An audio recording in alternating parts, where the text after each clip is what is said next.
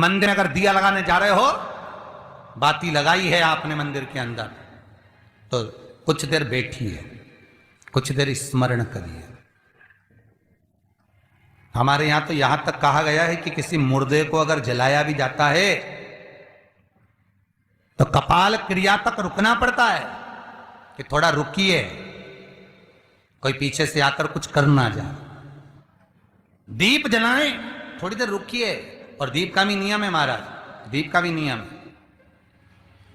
दिए में जो फूल बत्ती लगती है, गोल बत्ती लगती है, गोल वाली, ये बत्ती हमेशा कोई विष्णु भगवान की पूजन कर रहे हो, शिव जी की पूजन कर रहे हो, कोई अन्य देवता का अगर आप स्मरण कर रहे हो तो गोल बत्ती लगाई जाती है। भगवान के मंदिर में पूजन कर रहे हो तो गोल बत्ती लगाएं। लंबी बत्ती, लंबी वाली जो बत्ती होती है, लक्ष्मी की पूजन में, देवी पूजन में, जितनी भी माताओं की आप पूजन करोगे, जितनी भी देवियों का आप स्मरण करोगे, उसमें लंबी बत्ती का प्रमाण। पितरों की पूजन में लंबी बत्ती का प्रमाण है। पितरों को कभी गोल बत्ती नहीं लगती। आप मटके के पास में, परिंदे के पास में, जल के पात्र के पास में कोई भी अगर दिया लगाएंगे तो वहां गोल बत्ती रखकर लगाएंगे तो घर में लक्ष्मी नहीं टिकेगी। कई लोग कहते हैं कि परिंदे के पास, मटके के पास में, पानी के स्रोत के पास में जहां जल भरते हैं, हंडा रखते हैं, टंकी रखते हैं, वहां पर मटके के पास बत्ती लगाओ, दिया लगाओ, पितर शांत रहेंगे। तो पितरों को शांत करो, मना नहीं है, पर दिया लगाने का नियम है कि पितरों को अगर आप दिया लगा रही हो मटके के पास, परिंदे के पास, या अमावस्या के दिन पितरों के लिए अगर दीप लगा रही हो तो गोल बत्ती अगर लगाओगी तो कार्य कभी सफल नहीं होगा। धन आएगा जाएगा, टिकेगा नहीं। इसलिए पितरों के लिए अगर दिया लगाना है, पूर्वजों के लिए दिया लगाना है, पितरों के लिए अगर दीप लगाना है तो लंबी बत्ती लगाइए, लंबी बत्ती। महाराज, लंबी बत्ती का प्रमाण हमारे यहां शास्त्र का, गोल बत्ती का प्रमाण।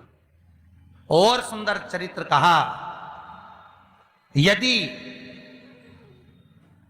आपके जीवन में बहुत ज्यादा लक्ष्मी से तकलीफ है, कष्ट बहुत ज्यादा है, या इसलिए शायद कहा जाता है कि भगवान को सर्वश्रेष्ठ कौन सा चंदन अच्छा लगता है। आपको पहले भी कथा में कहा, आगरा की कथा अगर किसी ने सुनी होगी तो उसमें वर्णन किया, भगवान को सर्वश्रेष्ठ चंदन कौन सा, भगवान को सर्वश्रेष्ठ चंदन कौन सा प्रिय है। वो कौन सा चंदन है जो भगवान विष्णु को लगाएं, राम को लगाएं, कृष्ण को लगाएं। वो कौन सा चंदन है जो श्री हरि को लगाया जाए। तो जीते जी भगवान विष्णु एक बार गले लगाते हैं, उसको कहते हैं हरि चंदन। कौन सा चंदन है? हरि चंदन। हरि चंदन बाजार में नहीं मिलेगा, हरि चंदन आपको बनाना पड़ेगा। कैसे बनाना है? तुलसी जब सूख जाए उसकी जड़ को निकाल लिया जाए, वो जड़ को पानी में धो लिया जाए, धोने के बाद उसको सिलबट्टे पर, पत्थर पर घिसा जाए और घिसकर उसमें थोड़ा सा कुंकू, रोली डालकर तैयार कर जो भगवान विष्णु के मस्तक पर, कृष्ण राम के मस्तक पर लगा देते हैं और उसकी एक बिंदी अपने हृदय पे लगा लेते हैं। जीते जी भगवान एक बार उसको गले लगाते ही हैं। हरि चंदन प्रियता। जैसे शिव महापुराण में रुद्र चंदन का भाव है, शिव महापुराण में रुद्र चंदन का प्रमाण दिया जाता है। अगर आपने लिंग पुराण पढ़ी हो तो उसका 5वां स्कंद अवश्य पढ़िएगा महाराज, और शिव महापुराण अगर पढ़ रहे हो तो उसका कुमार खंड पढ़िएगा, जिसमें रुद्र चंदन का प्रमाण है। रुद्र चंदन कैसा? रुद्र चंदन का प्रमाण कैसा? तो महाराज कहा, चंदन घिसकर, पीला चंदन घिसकर उस चंदन को 3 मुखी रुद्राक्ष पर लपेट लिया जाता है। 3 मुखी रुद्राक्ष पर उस चंदन को लपेटा जाता है। लपेटोगे उसके बाद उसको ऐसा गोल करोगे तो एकदम चिकना हो जाएगा, एकदम चिकना, ठीक है, एकदम चिकना हो जाएगा। और उस चंदन को आप शिवरात्रि के दिन, और कोई से भी महीने की शिवरात्रि, किसी भी महीने की हो, सब फलदायी होती है। अगर आप पंचांग में देखेंगे तो शिवरात्रि लिखी हुई आती है, हर महीने शिवरात्रि पड़ती है। किसी भी महीने की शिवरात्रि पर रुद्र चंदन, अर्थात जो चंदन का आपने 3 मुखी रुद्राक्ष में लेपन करा है, उसका गोला बनाया है, वो चंदन अच्छा मोटा मोटा कर लेना, अच्छा बढ़िया, ऐसा नहीं कि थोड़ा बहुत ही लगाओ, पूरा रुद्राक्ष दिखना नहीं चाहिए, पूरा लपेट कर उसको शंकर के शिवलिंग पर ले जाकर रख दीजिए और फिर धीरे धीरे शंकर भगवान पर जल अभिषेक करना प्रारंभ कर दीजिए। वो चंदन पूरा धीरे धीरे शंकर के शिवलिंग पर डलना चाहिए। शंकर के मूल मंत्र श्री शिवाय नमस्तुभ्यम का जाप करिए। यह कहलाता है रुद्र चंदन। इस चंदन के अभिषेक से महाराज जो काम नहीं होता आप कर कर उस कार्य को प्राप्त कर सकते हो, सिद्ध कर सकते हो। रुद्र चंदन, हरि चंदन, रुद्र चंदन, ये वो चंदन है जो जीवन का सुख प्रदान करने वाले, हरि तत्व देने। मंगल है, राहु है, केतु है, दशा बेकार चल रही है, लक्ष्मी नहीं आ रही, कष्ट बहुत है, फैक्ट्रियां नहीं चल रही, कहीं मत जाओ, मेरे शिव की शरण में जाकर एक बार शिव महापुराण को पूरी सुनो।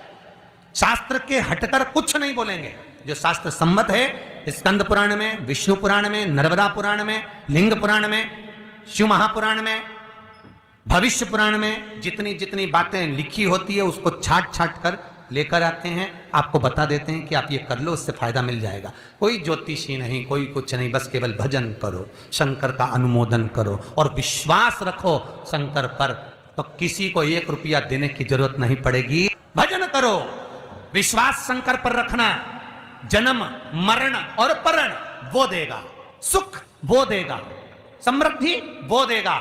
जिसके घर में बहु रिद्धि सिद्धि हो, जिसके घर में अमोद और प्रमोद पोते हो, जिसके घर में शुभ और लाभ दरवाजे पर बेटे बनकर विराजमान होते हो, जिसके घर में स्वयं अखंड सौभाग्य देने वाली पार्वती हो, जिसके घर में लक्ष्मी देने वाली लक्ष्मी बेलपत्र के पेड़ के नीचे झाड़ू लगाती हो, जो स्वयं सरस्वती को स्वर प्रदान करता है वो शंकर है। जब सब कुछ उसके पास में है, कुबेर का खजाना वो चोर को दे देता है, जब सर्वस्वता उसके पास है, तो आप इधर उधर डोलते क्यों हो? क्यों डोलो? उस पर विश्वास रखो। वो शंभु, वो शंकर, वो त्रिकालदर्शी, वो कैलाशी, वो अविनाशी सुख देगा, आनंद देगा। पाने का तरीका केवल उसको रिझाओ।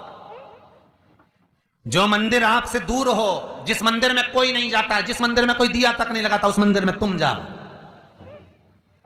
और उस मंदिर में एक दिन जाकर प्रकाश कर कर आना, एक बार दिया जला कर आना, मंदिर की सफाई कर आना, शंकर जी पे जल चढ़ाकर उनको स्नान कराकर, कोई पत्ती पेड़ पौधे के पास में हो तोड़ के चढ़ाए आना।